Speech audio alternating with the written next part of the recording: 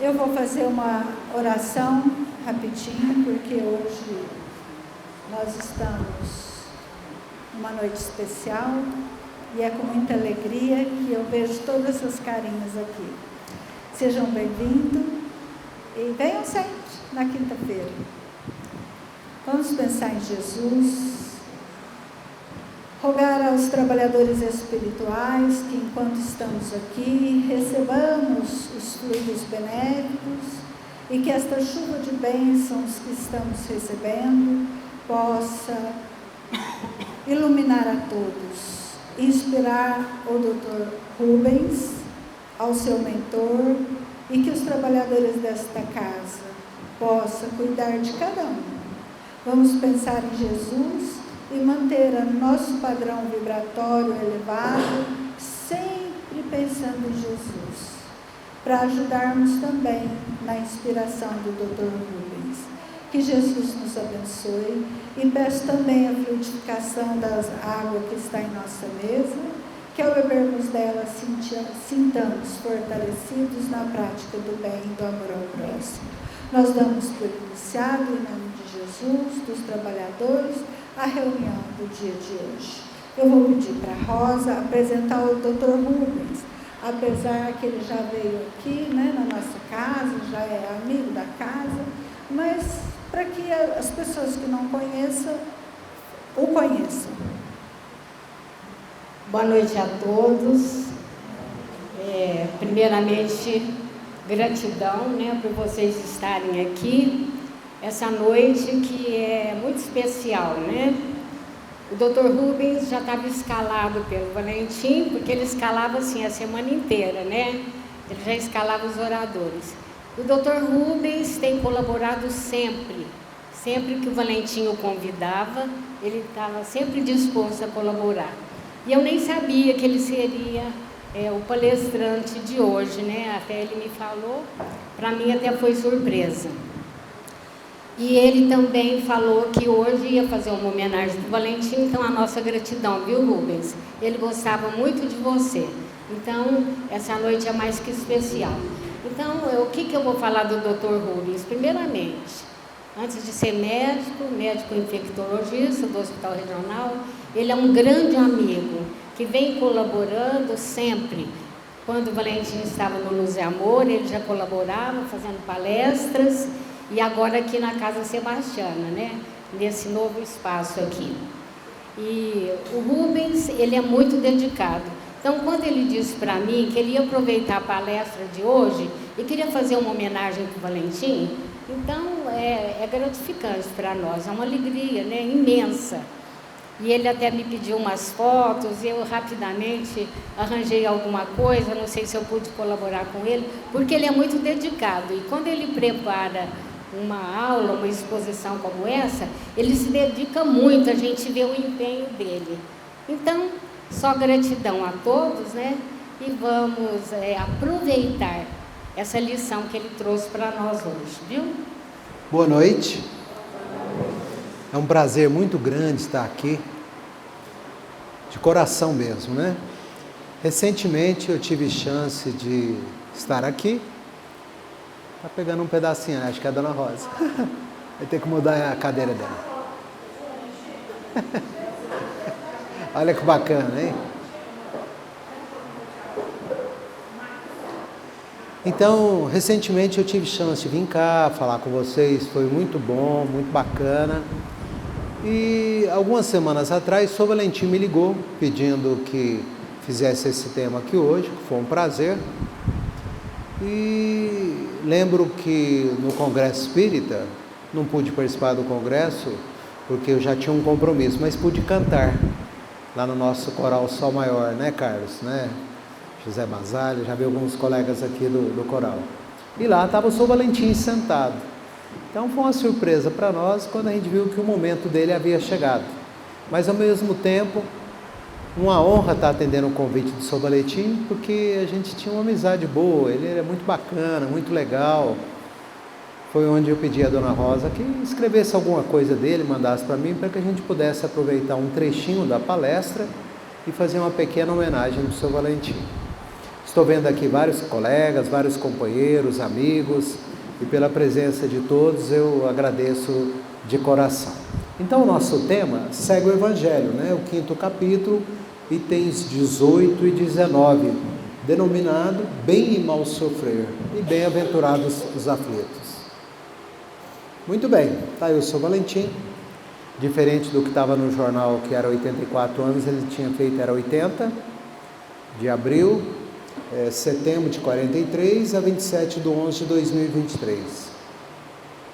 Bom, o nosso amigo, eu sou Valentim, eu não sabia, ele é do distrito de Igaçaba, né, de Pedregulho, do qual ele tinha bastante orgulho. De uma família de 17 filhos, hoje as famílias são menores, né, que bacana, naquela época o pessoal era mais animado, abria a porta da reencarnação, o que era muito bom. E ele era o mais velho, ele cursou o curso de contabilidade na Escola Pestalozzi, onde se formou. Desde jovem passou a morar em Franca e participou da Mocidade Espírita Nova Era. Participava muito da campanha do Quilo, né? A campanha Alta de Souza. No início da vida profissional, ele cursou mercenaria, né? E após concluir esse curso, na Escola Industrial de Franca, ele seguiu a sua vida. Muito bem. Casou com a Dona Rosa, que está aqui, né? Essa senhora simpática, bonita, jovial, cantora, que todos nós gostamos, aos 28 anos de idade. Aí ele entrou na maçonaria de Franca, Independência 3, foi atuante por vários anos, depois começou a frequentar o grupo Espírita Luz e Amor, primeiro grupo espírita que eu tive a oportunidade de participar em Franca, a partir de 1992, já tem um tempinho. E ele foi presidente dessa entidade. Eu lembro na época, quando participávamos do Luz e Amor, e ele estava pequeno. Então, foi uma campanha para construir um novo centro, um outro local. Lembro de participar do lançamento da Pedra Fundamental, quando nós pegamos uma telha, colocamos o Evangelho segundo o Espiritismo, todo mundo assinou, nós fechamos a telha e enterrou, isso foi a Pedra Fundamental. Tive a honra de participar. Lembra disso, Dona Rosa? Oh, que maravilha! E depois ele fez vários jantares, construiu, né? Depois ele também participou muito da USE, foi presidente da USE, e a União das Sociedades Espíritas para ele era a menina dos olhos. Aqui o emblema da USE, fotos aí do seu Valentim, e essa do lado esquerdo é do casamento, não, Rosa? Ei, que bacana, a Dona Rosa está igualzinha, não mudou nada, mesma simpatia, mesma beleza. Muito bem, ele foi muito incentivador também da Rádio Maior, do Mundo Maior e Boa Nova, em São Paulo, né? Participava da programação, sempre ouvia, muitas vezes ele comentava comigo, está passando tal programa, ele era muito participante. Depois ele veio aqui para a Casa Sebastiana, né? Que temos a honra de estar aqui hoje, para ajudar a construção desse prédio lindo, que hoje nos abriga, um sonho realizado. Na família, ele era muito caridoso, muito amigo, ajudava a resolver os problemas, ajudava todo mundo. Seguiu o exemplo, né, da mãe, Dona Irma Ferreira, os quais ele cultivou os princípios até o fim de sua vida, né? Fazia caridade, da caridade seu lema maior. Esse era o senhor Valentim, nós podemos ver ele aqui com o nosso palestrante espírita, né? A Casa do Pão, slogan da Rádio Mundo Maior, da TV Mundo Maior, do Centro Espírita Luz e Amor, um resumo histórico dos principais lugares que ele participou, ajudou a fundar, dirigiu, foi presidente e assim por diante. Está aqui a Dona Rosa, né? Foto bonita. Sou Valentim, a Dona Rosa, uma filha, né, chamada Milena, os netos Estevão e Eduarda, né, Dona Rosa? Como é que chamava o genro mesmo? É Plínio? Plínio, genro, né? Está aqui o Plínio? Não, Plínio. Já nos cumprimentamos hoje. Então, uma alegria, né? Próximo. Está aí, né? Com companheiros aí da cidade, né? Palestrante espírito, colega da USE, sou Valentim, Vicente, Felipe Salomão.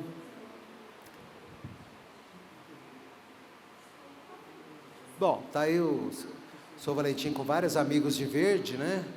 Quais são esses amigos aí? Isso é um encontro que faz todos os anos, toda a família tem esse, né? É o encontro da família. Então, observemos que o Sr. Valentim está aí com amigos, familiares de verde, mas a Dona Rosa me falou que ele tinha um defeito, Sr. Valentim. E eu vou revelar esse defeito aqui hoje. Nossa, ele não era palmeirense. Esse era o grande defeito dele, né? Não é, Zé Basalha? Concorda? Concorda, Silvestre? Os palmeirenses aqui? Na verdade, ele não se interessava por futebol, não. Dona Rosa me contou. O Genro é? Ah, tá bem representado. Olha que bacana, né? Como diz o Jormeio Belt, a explicar a emoção de ser palmeirense a um palmeirense é desnecessário. Porém, explicar quem não é palmeirense é impossível. Mas isso é só uma brincadeira, vamos adiante. Bom, tá aí outra foto importante, Sr. Valentim, tinham várias, eu escolhi algumas, né? Observemos ele com o Divaldo, observemos ele com o São Vicente, que está aí no canto, né? E depois que nós tentamos, então, repartir um pouquinho do nosso coração com o Sr. Valentim, esperamos que todos aqui orem, mandem uma vibração muito amiga, muito gostosa para o Sr. Valentim. Nós esperamos que ele esteja já em transição, se recuperando no plano espiritual, compreendendo o momento dele e com muita ajuda dos anjos guardiões, dos espíritos familiares que o antecederam. E se Deus quiser, vai ser muito bom. Então vamos ao tema da noite. Muito bem. Já no item 18, a gente tem uma frase importante do Larcodari, né? Que era um padre, né? Em Havre, na França, em 1863, ele ditou essa mensagem. Separei aí um trecho que está no Evangelho. Quando Cristo diz: bem-aventurados os aflitos, o reino dos céus lhe pertence, não se referia de modo geral aos que sofrem, visto que sofrem todos que se encontram na terra, quer ocupem tronos, quer jazam sobre a palha, mas há poucos sofrem bem. Então, a doutrina espírita vem nos ensinar que nós estamos num planeta de prova e expiação, ainda não virou regeneração, e o sofrimento, por várias razões, faz parte da nossa vida, da nossa caminhada, da nossa jornada. Mas e sofrer bem? E sofrer com aprendizado? E sofrer com crescimento? E sofrer de maneira que consiga superar aquela situação que gerou o sofrimento? Será que nós estamos conseguindo? Então tem uma foto aí da cidade onde teria vivido esse padre, né, o Larcodari, e ele diz o seguinte: ele já muitas vezes nos disse que não coloca fardos pesados e ombros fracos. Bom, isso vem mostrar, porque muitas vezes durante o sofrimento a gente reclama muito, né, desespera. Isso vem mostrar que a nossa fé está caminhando e ela ainda muitas vezes é pequena. Porque por vezes a gente duvida, reclama, fala: por que eu? Por que isso está acontecendo comigo, com o meu familiar, né? E assim por diante. Mas a gente sabe que tudo tem uma razão de ser. E que Deus não coloca realmente fardos pesados e ombros que não tenham condição de suportar e que não precisem passar por aquilo. Bom, então nós vamos nos utilizar desse livro A Caminho da Luz, do Emmanuel, né? Psicografia do Chico Xavier, porque esse livro, de certa forma, reporta a origem do nosso sofrimento aqui na Terra, da maioria de nós. Então, há muitos milênios, um dos orbes do plano celestial, uma estrela chamada Capela, que guarda muitas afinidades com o globo terrestre, atingiram a culminância de um de seus extraordinários ciclos evolutivos. As lutas finais de um longo aperfeiçoamento estavam delineadas, como ora acontece convosco. Então, o que acontece? Em Capela, na constelação de Cabra, ou Cocheiro, tinha realmente uma série de espíritos que naquele momento, com muita inteligência, mas faltando amor, estava atrapalhando a evolução do planeta Capela.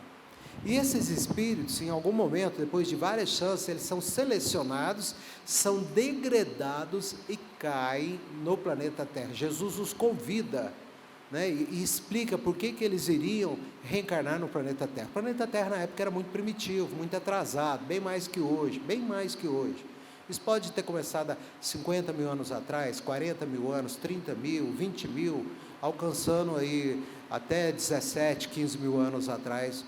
Depois, muitos desses irmãos evoluíram e conseguiram voltar para o planeta Capela. E outros não conseguiram, estão na Terra ainda, por provação. Alguns gostaram da Terra e querem ajudar os que estão aqui. E outros, infelizmente, pioraram mais a sua condição e vão ter que ir para o planeta que a gente denomina de planetão, de planeta chupão, de absinto. São vários nomes que a doutrina espírita batiza, porque sabemos que vamos atravessar uma purgação semelhante ao que aconteceu com Capela. Então a Terra vai virar planeta de prova e expiação. E desde a Primeira Guerra Mundial, essa intensa depuração está acontecendo. Muitos espíritos já foram separados, não vão poder reencarnar no planeta Terra mais, vão para um planeta bem pior que a Terra, onde eles vão cumprir uma função parecida que os capelinos cumpriram aqui. Bom, é claro que essas comunidades que vieram para cá, muitas estavam pertinadas no crime, por isso que eles vieram para cá. E na base da dor, do sofrimento e da provação, eles iriam pagar os seus débitos na Terra, porque sentiam muita saudade do que viviam no planeta Capela. Mas ao mesmo tempo, eles iam ajudar o planeta Terra a evoluir, trazendo aquele conhecimento nato que eles tinham na alma. Então eles foram ajudar a evoluir bastante a roda, a plantação, a agricultura, as construções e assim por diante. Então o papel dele, é uma verdadeira prisão modelo. Eles foram aprisionados na Terra, muitos eram muito ligados em astronomia, porque sentiam muita saudade, e faziam construções na Terra baseadas em astronomia, porque a saudade deles de Capela era muito grande. Eles caíram do paraíso. Isso veio fazer com que na Bíblia surgisse a tese da queda do paraíso, de Adão e Eva, que nada mais é do que um reflexo desse fenômeno que veio acontecer. Muito bem, aqui está uma foto, do monastério de Tegbocha, onde você consegue, nesse monastério, perto do Pico Everest, ver muito bem a estrela de Capela, de onde muitos de nós podemos ter vindo. Muitos já voltaram, outros não. Muito bem, foi assim que Jesus recebeu a luz do seu reino e amor, aquela turba de seres sofredores. Jesus apareceu para eles quando eles vieram para a Terra, convidando eles, vamos edificar a consciência, vamos cumprir os deveres, vamos aprender o amor, vamos no esforço regenerador aprender, para ajudar o planeta que vocês estão, nesse momento o planeta Terra, e para adquirir o direito de voltar depois para a Capela. Interessante que, antes de Capela, isso tinha acontecido também com o planeta Sirius. O planeta Sirius, onde vivia Alcione, que era muito interessado em música, Nós, no nosso coral Sol Maior, temos uma música denominada Estrela de Sirius, feita em homenagem a Alcione. E Sirius também passou uma revolução parecida, e na época parte dos espíritos foi degradado para o planeta Capela. Agora parte de Capela é degradado para a Terra, e parte da Terra já está sendo separada, alguns acham que na face escura da Lua, não sabemos onde, para o próximo degredo. Muito bem, onde que vieram esses espíritos, quando eles vieram de Capela para cá? Eles foram para o Istmo de Suez. Onde é o Istmo de Suez? O Istmo de Suez é essa região que separa o Mar Vermelho do Mar Mediterrâneo. Então eles caíram nessa região. E nessa região foi construída hoje o chamado Canal de Suez, Foi construído pelos ingleses, franceses, e hoje já fez parte já foi de Israel esse canal, e hoje ele faz parte do Egito.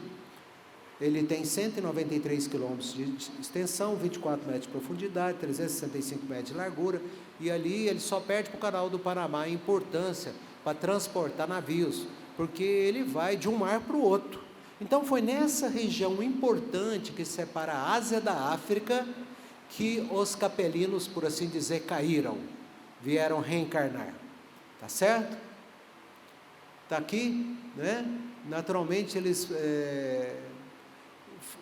sofreram bastante, né? Foram muitos milênios amargurando no meio de raças primitivas. Que existiam moradores primitivos na Terra? Existiam. As duas principais raças da Terra, antes dos capelinos virem, era a raça chinesa, a raça amarela, e a raça negra, tá certo? E muitas vezes eles sentiam saudade do paraíso, por isso que muitos deles eram deprimidos, melancólicos, e por muitos deles, quando tinham condição, trabalhavam com astronomia, fazendo construções que lembravam as estrelas, porque sentiam uma saudade enorme da estrela da qual haviam partido. Então foram espíritos rebeldes, né? Muitos conseguiram, depois de séculos, voltarem. Outros ainda não conseguiram, estão na Terra até hoje. Outros estão na Terra por provação. Outros estão na Terra porque apaixonaram pela Terra, viraram terráqueos, querem colaborar pela Terra. E outros estão com o coração endurecido ainda, e no separar do joio e do trigo do planeta Terra, ao virar a regeneração, eles irão para outro planeta. Muito bem, quais foram os 4 povos primitivos que saíram de Capela e que vieram formar 4 civilizações no planeta Terra? O grupo dos Árias, né, o grupo branco, veio formar os gregos, veio formar os latinos. Nós vamos explorar um pouquinho mais os Árias. A civilização do Egito, que ficou lá no canal de Suez mesmo, né, no Istmo de Suez. Na época não tinha um canal, claro, só tinha um istmo. O povo de Israel, que está sofrendo esse conflito hoje enorme, ligado aí à guerra. E as castas da Índia, o povo hindu. Lembrar que a China milenar já existia. E populações na África, quiçá alguns índios por os rincões que ainda eram inexplorados, já existiam. Muito bem. Então, as raças adâmicas guardavam lembrança de sua situação pregressa, as tradições do paraíso perdido, passaram de gerações a gerações até que ficassem arquivadas na página da Bíblia. Então, para nós espíritas, Adão e Eva representa isso. Um grupo de espíritos, não são 2 espíritos, imagina, só existia Adão e Eva, tiveram 2 filhos, um matou o outro e a geração continuou. Como é que teria continuado? Então isso é simbólico. E para nós espíritas, a raça adâmica, Adão e Eva, foram aqueles que caíram de Capela, né? Aqueles seres decaídos, degradados, a maneira de suas vidas passadas, o mundo distante de Capela, com o transcurso dos anos se reuniram em 4 grandes grupos, né? Que depois se fixaram, miscigenaram com os povos mais antigos. E está aqui novamente os 4, grupo dos Árias, civilização do Egito, povo de Israel e castas da Índia. Muito bem. Dos Árias descende a maioria dos povos brancos da família hindu-europeia, né? Nessa descendência, porém, é necessário incluir os desdobramentos que vieram os latinos, os celtas, os gregos, germanos, eslavos. Então, muitos de nós estão vinculados a esses grupos, inclusive, então, aos Árias. Ok? E eles vieram, então, organizar para civilizações futuras. Lembrar que a raça amarela e as raças primitivas que já moravam na Terra, como a negra, já habitavam no planeta Terra. Muito bem, vamos falar do povo de Israel. Poderíamos falar de cada uma daquelas 4, mas obviamente não daria tempo. O povo de Israel foram então os hebreus, que constituíram a raça mais forte, mais homogênea. Não se misturavam, mantendo inalterados seus caracteres através de todas as mutações. Examinando esse povo notável no seu passado longínquo, reconhecemos que, se grande era a sua certeza da existência de Deus, de certa forma nós devemos a nossa crença monoteísta e cristã ao povo judeu, né? Também era muito grande o seu orgulho. E o orgulho a gente sabe que muitas vezes nos perde, traz problemas para os nossos corações. Muito bem, então está aí uma fala importante de Francisco de Assis. Não temos outra diretriz, senão a de sempre, descer auxiliando para subir com a exaltação do Senhor. Ora, não foi isso que aconteceu com o povo de Capela? Desceram para a terra, sofreram, mas depois aprenderam e subiram de volta, aqueles que já conseguiram voltar, mas naquele interim ajudaram bastante. Então essa fala de Francisco de Assis se encaixa muito bem. Mas também chega uma hora que a gente tem que vencer a dor, vencer os sofrimentos, alcançar a condição de retornar. Então, alcançar a condição de ficar no planeta Terra enquanto regeneração. Alcançar, se for o caso, o retorno para a capela, se for o caso.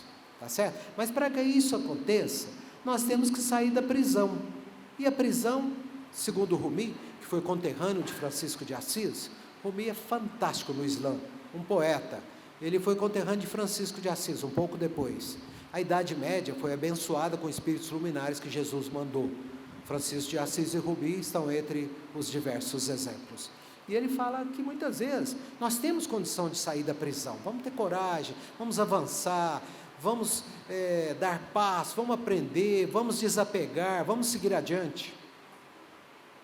Ou ainda, como diz Mahatma Gandhi, o sofrimento, e só o sofrimento que abre o homem à compreensão interior.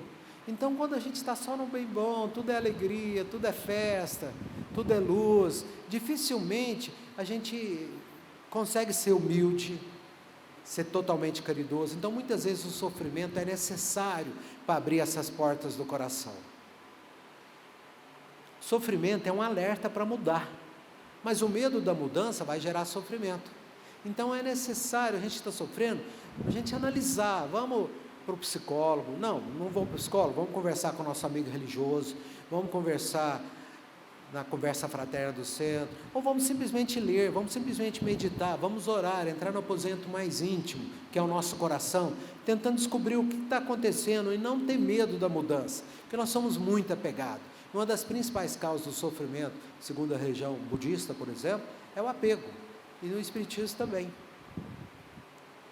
Bom, de novo Rumi, aprenda com o sofrimento é a ferida por onde a luz vai entrar dentro do seu coração. Então o sofrimento que a gente tanto reclama faz parte. O sofrimento é alguma coisa que vem abrir o nosso coração e vai facilitar a luz entrar. Então, repetindo essa frase, vai voltar depois, aprenda com o sofrimento, a ferida é o lugar por onde a luz entra em você. Está aqui o nosso Chico, não há progresso sem esforço, ou vitória sem luta, aperfeiçoamento sem sacrifício, assim como não existe tranquilidade sem paciência. Então nosso irmão Francisco Cândido Xavier, que já está no plano espiritual, né, quis partir num dia de grande felicidade, partiu, né? No dia que o Brasil tinha sido campeão mundial de futebol, foi o dia que ele escolheu para partir, e ele tinha essa questão. Está aqui Emmanuel também nos reforçando, que quando a dor te visita, reflete-lhe a mensagem, não há sofrimento sem significação. Então nós não podemos deixar o sofrimento passar em branco, mas não é pegar o sofrimento e se sentir culpado, eu sou culpado, a culpa não é bom, a culpa paralisa. A gente tem que, por que isso está acontecendo? É importante tentar descobrir, mas o que eu posso aprender que é sofrimento? O que esse sofrimento está me trazendo? Paciência, tolerância, humildade, resiliência, eu enxergar mais o sofrimento do outro, eu aprender a perdoar mais, eu conseguir amar mais um pouquinho, eu ser mais tolerante. O que é o convite do sofrimento para nós? Está aqui de novo o nosso irmão Chico Xavier. Chico, quem são as pessoas que mais sofrem? São aquelas que têm mais tempo para si mesmo. Quando o sofrimento alheio nos incomoda, o nosso não nos incomoda. Eu tinha que ir para o Centro Espírita Luiz Gonzaga, escutar todo aquele povo, e acabava me convencendo que o que eu sofria não era nada. A gente tem mania de dramatizar em excesso a própria dor. Bom, então tem esse detalhe também. Vamos dar o peso à medida certa, nem mais nem menos. Não é que não estamos sofrendo, e que não é que não dói, não vamos negar a dor, mas também não vamos dramatizar, não vamos ficar lamuriando, apegado com o sofrimento, se sentindo vítima. Tem paciente que chega e fala assim, doutor, porque a minha úlcera, quer dizer, não vai ficar livre dela nunca, né? Porque é dele, né? E ali ele faz questão de continuar doente, para não exigirem muito dele, para ele ter desculpas, e assim por diante. Então a gente tem que compreender que o sofrimento, ele vem para ser passageiro, é para a gente aprender com ele, estudar, aprender, ou como diz novamente o Chico, recorda que toda dor, como toda nuvem, forma-se em sombra e passa. Então não tem sofrimento que vai durar para sempre. Então, enquanto ele vem, cabe a nós realmente investigar ele, investigar e buscar descobrir as soluções e as dicas e o aprendizado que ele está trazendo para nós. É fácil? Claro que não. É fácil para mim? Mas de maneira alguma. Eu só estou repartindo com vocês a pesquisa que eu fiz.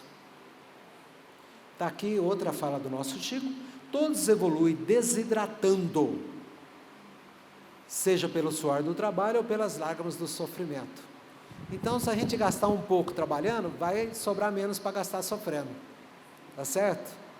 Então, bacana essa da desidratação, né? Está meio quente, né? Novamente o Chico. E guardemos a certeza pelas próprias dificuldades já superadas, que não há mal que dure para sempre. Então vem o mal, vem o sofrimento, vem a dor, não vai durar para sempre. Então vamos aprender, vamos deixar que ele nos batize, como João Batista batizava, que ele nos batize, para que nós possamos sair diferente daquele sofrimento. Um passinho a mais. Tem um autor que eu gosto, que ele fala que espiritualidade para ele, né, Cláudio? Espiritualidade para ele é dar um passo a mais do lugar que você está. Então você está num lugar. Se você conseguiu dar um passo a mais, você está na sua caminhada de espiritualidade, né? Novamente, uma das mais belas lições que tenho aprendido com o sofrimento é não julgar, definitivamente não julgar a quem quer que seja. Porque quantas vezes a gente julga, né? O fulano é mole, o fulano está sofrendo porque ele merece, ou ele é mole, não, ele não sai daquele lugar porque ele não quer. Gente, você não pode julgar, não saiu do lugar porque não conseguiu ainda. E quem é você para julgar? Quem estivesse sem pecado, atira a primeira pedra. Todos nós temos teto de vidro. Então, não julgue nada, e ninguém pela aparência. Está aí o nosso irmão Urubu, nosso irmão Abutre, uma importância fantástica. Se ele deixasse de recolher o lixo, a gente não imagina o que ia acontecer. Tanto de carniça, de odor e das doenças que isso traria, né? O sofrimento está lá na Revista Espírita, de agosto de 1863. O sofrimento é uma advertência, um estimulante para se livrar do mal, para se retirar da sombra e marchar para a luz. Então, bem-aventurados que marcham, é uma das interpretações da parábola lá do sermão. Novamente o Chico. O Cristo não pediu muita coisa, não exigiu que as pessoas escalassem o Everest. Lembra que vimos o Everest agora há pouco? Olha, não foi à toa essa fala dele. Nós vimos que lá pertinho do Everest você vê capela, não vê? Cristo não pediu que nós escalássemos o Everest, ou fizesse grandes sacrifícios. Ele só pediu que nos amássemos uns aos outros. É difícil, mas se a gente conseguir nos amar uns aos outros, passo gigantesco. Muito bem. Está aí a Epístola de Pedro. Não foi só Paulo de Tarso que teve epístola, né? Tem Epístola de Tiago, Pedro, e está aí uma Epístola de Pedro. E o Deus de toda graça, que em Cristo Jesus vos chamou a sua eterna glória, depois de haverdes padecido um pouco, Ele mesmo vos aperfeiçoará, confirmará, fortificará e fortalecerá. Olha a sequência. Por vezes vem o sofrimento, o padecimento, mas a gente aprendendo, gestando aquele sofrimento, cozinhando naquele sofrimento, aprendendo com o sofrimento, a gente é confirmado que deu um passo a mais, que aprendeu com aquela lição. Depois da confirmação vem a força. Então, essa é uma epístola de Pedro. Falando em Pedro, vamos então para a sogra de Simão Pedro. Vamos agora no livro Jesus no Lar, que é um livro de Néio Lúcio, né? Psicografado pelo Chico. Néio Lúcio, né, foi protetor, vozinho lá da Célia, espírito do livro, há 50 anos depois. Sabemos que o Emmanuel tem há 2000 anos, né, onde foi senador Públio Lentz. Depois ele volta como escravo na história, no livro 50 anos, e o grande espírito de luz, lá dos 50 anos depois, é Célia. E o Néio Lúcio, que Néio Lúcio, na época, era o vozinho protetor dela. Bom, tem um capítulo no Jesus no Lar, do Néio Lúcio, psicografia de Chico, chama Escola das Almas. Então, muitas vezes Jesus andava, pescava, caminhava, e muitas vezes na casa de Simão Pedro vinha a reunião, os ensinamentos da noite. Então, segundo Jesus no Lar, nesse capítulo está lá: congregados em torno do Cristo, os domésticos de Simão Pedro ouviram a voz suave e persuasiva do mestre comentando os sagrados textos. Quando a palavra divina terminou, a formosa preleção, a sogra de Simão Pedro, uma das curas de Jesus é a sogra de Simão Pedro, né? Quer dizer que ele valorizava as sogras, não reclame da sua sogra. Ela estava com febre, muita dor, e ele curou ela. Então ela fala: Senhor, afinal de contas, que vem a ser a nossa vida no lar? E ela continua, porque a maioria dos nossos sofrimentos estão no lar. E ela continua: iniciamos a tarefa entre flores, para encontrarmos depois pesada colheita de espinhos. No começo é a promessa da paz e compreensão, entretanto logo após surgem as pedras e de sabores, como está representada essa flor de cactos, né? Algumas flores cheias de espinhos, mas não poderia ser diferente, né? Se não tivesse a atração do amor, da paixão, da oxitocina, a gente não se uniria com aquele traste e vice-versa, né? Que nós nos comprometemos no plano espiritual a aprender junto, né? Então no início a gente dora a pílula, depois que já está junto, mostra verdadeiramente quem é. E nós somos o quê? Espíritos de 7ª, 8ª, 9ª e 10ª categoria, das últimas categorias, encarnados num planeta de prova e expiação. Então isso é normal, é dessa forma que a gente vai se conhecer, vai aprender, e todo mundo tem defeito, ninguém é melhor que ninguém, ninguém pode atirar a primeira pedra, não é? Mas nesse dia, com certeza a sogra de Simão Pedro tinha sofrido de sabores com familiares, porque ela lançou essa pergunta, e está aí o cactus representando então. Muito bem, aí está a lentilha, o fogão e o lar. Por quê? É o exemplo que Jesus vai usar. Ele fala para a sogra de Simão Pedro, não sei o nome dela: que fazes inicialmente as lentilhas antes de servi-las na refeição? A interpelada, a sogra de Simão Pedro, respondeu, titubeante: nossa, por que Jesus está me perguntando isso? Naturalmente, Senhor, cabe-me. Ela escolhia, tirava a sujeira, lavava, depois ela levava ao fogo, para que se façam suficientemente cozidas. Depois devo temperá-las, tornando agradáveis ao sabor, né? Aí Jesus pergunta: pretenderias também, porventura, servir pão cru à mesa? Como poderia ter perguntado, servir lentilha crua à mesa? E ela responde: de modo algum, tornou a velha humilde.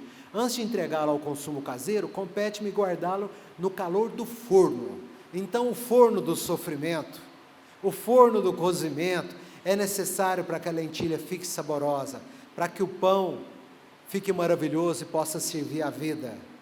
É fundamental que nós passemos pelo cadinho do sofrimento, que o lar é uma oficina muitas vezes, como um forno, como um fogão, que vai realmente nos cozinhar, essa é a verdade, e por vezes vai ser difícil.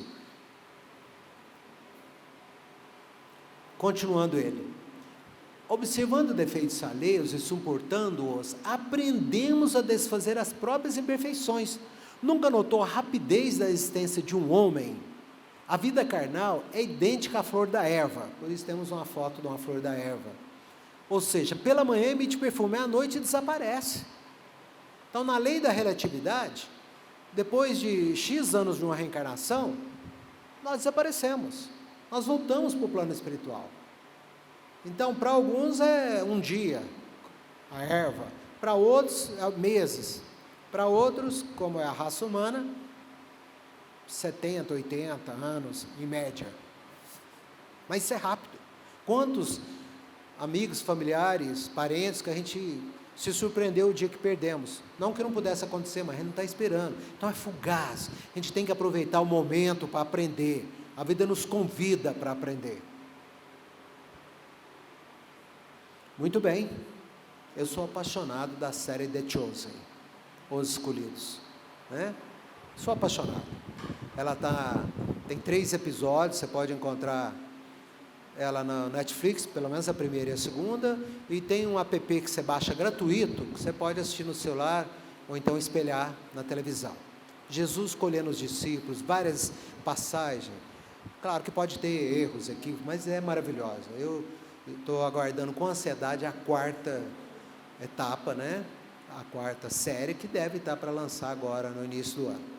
Muito bem, então lá está Jesus, o dia que ele foi curar a sogra de Simão Pedro, por isso que eu escolhi essa foto aí, e está ali um exemplo do monturo, onde você coloca lixo. Por quê? A sogra de Simão Pedro escutou atenciosa e ponderou: Senhor, há criaturas, porém, que lutam e sofrem, no entanto jamais aprendem. Isso acontece com os que vieram de capela. Vão ter uns que Ainda não chegou a hora deles aprender e voltar. Uma hora aprende, claro. Mas na opinião da sogra de Simão Pedro, jamais aprendia, porque ela estava com a visão de uma reencarnação só, né? E o que fazer? O que Jesus responde? O Cristo pousou na interlocutora os olhos, muito lúcidos, e tornou a indagar: que fase das lentilhas endurecidas que não cede à ação do fogo? Aquelas estão estragadas, muito duras. O que ela respondeu? Sem dúvida, atira-os ao monturo, vai para o lixo, porque feririam a boca do comensal descuidado e confiante. Então, a gente faz isso. Precisou de Jesus permitir, e os espíritos de luz, que fizessem esses sírios para a capela, de capela para a terra, e breve no planeta Terra. Houve essa necessidade. Daqui ocorre o mesmo, terminou o mestre, com a alma rebelde, as sugestões edificantes do lar.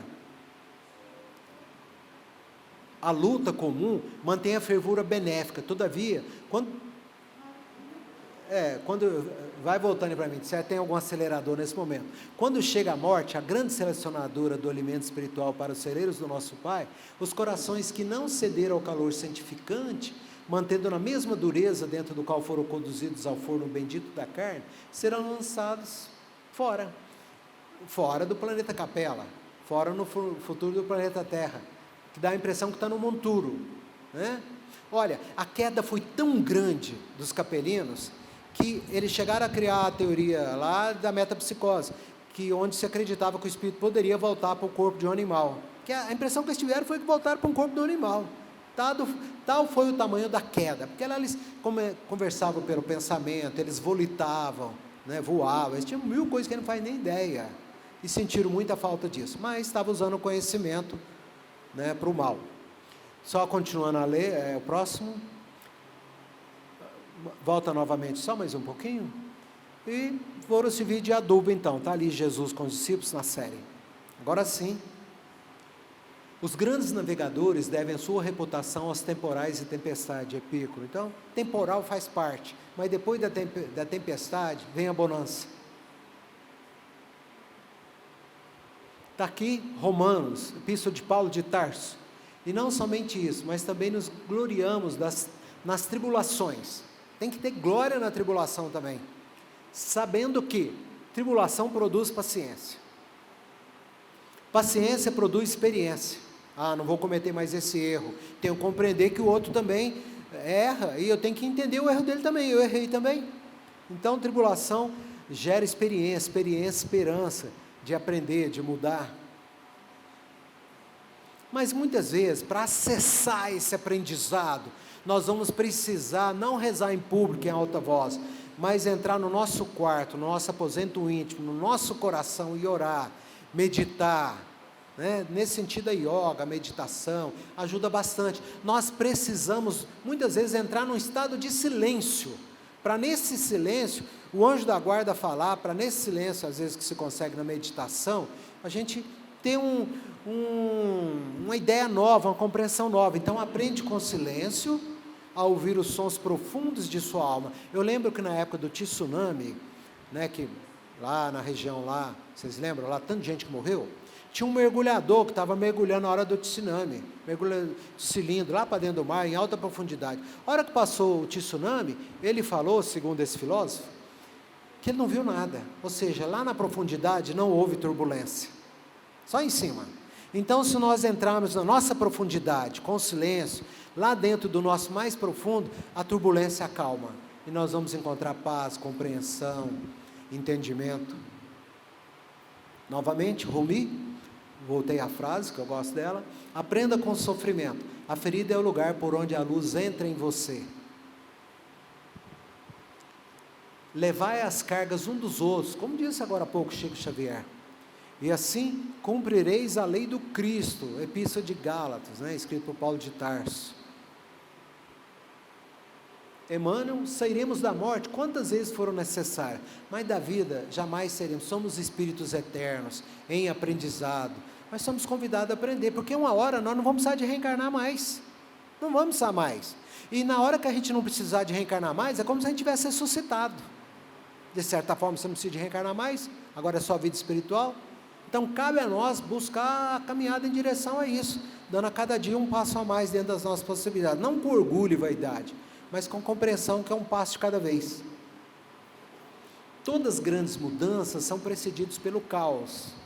Não tem jeito de mudar sem sofrimento, sem tempestade, de Deepak Chopra.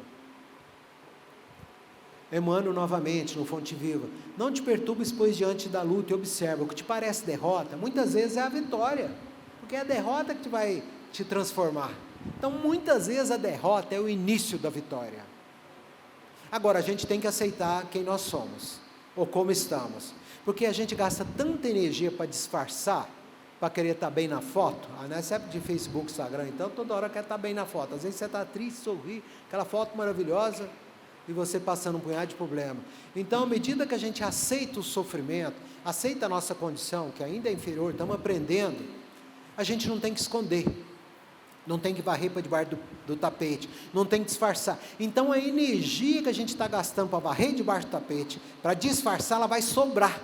E aquela energia que sobra ajuda você a dar o salto quântico, o próximo passo, você se transformar. Então, é muito importante a gente estar atento, que muitas vezes a derrota é a vitória.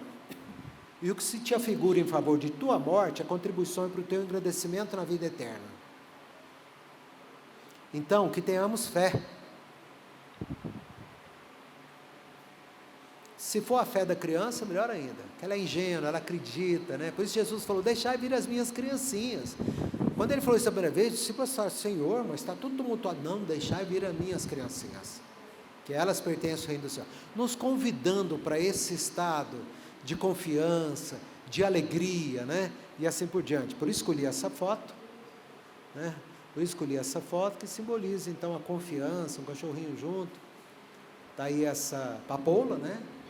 Uma foto original, foi eu que tirei na Turquia, que mostra como se fosse um crucifixo lá dentro, né? Muito bonita. Muito bem, olha Shakespeare. Guardar ressentimentos é como tomar veneno e esperar que a outra pessoa morra. Renuncie, o que passou, passou. Então, se for adiante novamente, não tem problema.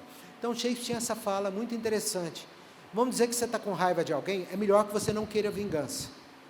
Claro, mas é burrice você guardar o ódio, porque na hora que você está com raiva do seu irmão e fica repetindo a raiva na cabeça, relembrando o que aconteceu, o cérebro não diferencia passado de presente, ele volta a viver tudo de novo, e ele volta a liberar hormônios negativos, de dor, de sofrimento, ele volta a liberar a bile negra. Então toda vez que você recorda o que você acha que foi mal, que alguém fez para você, toda vez que você reverbera, você fica recordando, cultivando aquela coisa ruim que aconteceu, você está sofrendo de novo. Então, ao guardar ressentimento, você não está vingando, embora a gente não quer que ninguém vingue, você está tomando um pouquinho de veneno, porque você gera hormônios negativos que vão trabalhar a sua imunidade, a sua pressão, sua mucosa digestiva, seu coração e assim por diante. Então, renuncie, o que passou, passou. Né? Por vezes o nosso coração está como uma pedra e está pesado. E Jesus nos convida, essa passagem nos convida a ficar mais leve, deixar que o nosso coração fique mais leve, tendo fé, perdoando, né, não julgando, aprendendo com o sofrimento. E o perdão liberta. Perdão liberta. Às vezes a pessoa, entre aspas, nem merece o perdão. Mas se ela não merecer ainda, ela vai sofrer, ela vai ter os aprendizados, ela vai colher os frutos que plantou. Mas se a gente se libertar, a gente para de pensar naquilo, para de liberar neurotransmissores de doença e sofrimento, e a gente fica mais leve. E fica mais leve, você está pronto para o próximo passo que a vida te convidar. Então o perdão, ele liberta. Por isso que uma das maiores receitas de saúde que Jesus diz foi: perdoai não 7 vezes, mas 70 vezes 7. Não devemos permitir que alguém saia da nossa presença sem sentir melhor e mais feliz. Então, Madre Teresa de Calcutá nos convida, como o Chico nos convidou agora mesmo, não vamos, é claro que nós temos que enfrentar o nosso sofrimento, mas se a gente ajudar o próximo, nosso sofrimento vai doer menos. Madre Teresa de Calcutá, ela era uma pessoa triste, ela tinha muito sofrimento também, mas ela passava por muito do seu sofrimento ajudando. Ela era muito caridosa, muito operosa. E a gente sabe, né? A gente não esquece quem nos tratou bem. Eu não esqueço o São Valentim, nesse sentido. Porque ele era muito educado, muito agradável, muito bonzinho, muito acolhedor. Então, o bem que a pessoa te faz, isso fica. Isso fica. Então, a gente não perde por plantar flores. A gente não pede. Então trate bem as pessoas, porque elas nunca esquecerão como você as tratou. Porém, quando Jesus teve que passar pela via sacra, ele teve uma ajudazinha para enxugar o suor, o Cirineu apareceu um pouquinho, carregou a cruz só um minutinho, deu um pouquinho de água para ele beber, mas ele teve que carregar a cruz. O flagelado, o crucificado foi ele. E Jesus falou, ninguém chega ao Pai senão através de mim. Então cada um de nós tem a sua cruz para carregar. Nós podemos ter ajuda? Podemos. Os livros, anjos guardiões, mentores, palestras que nos estimulam, vão nos ajudar, são os sirineus. No entanto, como diz Rumi, é sua estrada e somente sua. Outros podem até andar ao seu lado e te ajudar, mas ninguém pode andar por você. Então não esperemos naquele cantinho de vítima, ninguém faz nada por mim, eu sou um coitado, ninguém me ajuda. Não espere isso, porque os exemplos para te ajudar estão aí, mas é você que vai ter que caminhar, você que vai ter que aprender, você que vai ter que sair daquilo. A caminhada é sua, a caminhada é minha, a caminhada é nossa, ela é individual. No entanto, tem que dar o primeiro passo, né? Vamos dar o primeiro passo? De algum lugar que esteja nos incomodando? Sem o passo inicial, ninguém vence as distâncias. Então eu desejo a todos uma excelente caminhada, uma bonita caminhada. Fonte Viva, o Evangelho, vários sites da internet. E eu agradeço a paciência de todos. Muito obrigado. Mais um?